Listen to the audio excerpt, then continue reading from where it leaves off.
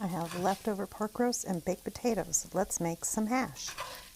Here's the ingredients: baked potato, leftover pork, peppers, and onion. In a hot pan, I'm going to put some oil and add the pepper and onion.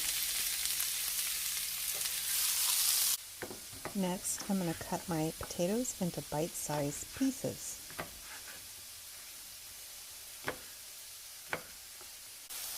Back to the peppers and onions. A little salt and a little pepper goes in, and give it a stir.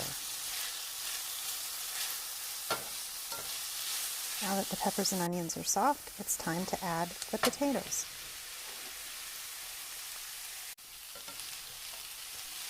Next, I'm going to add a little bit of paprika and stir that in.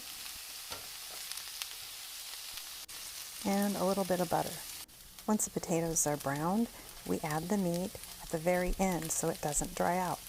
Now we're going to stir it in and just let it heat through, and it'll be ready to serve.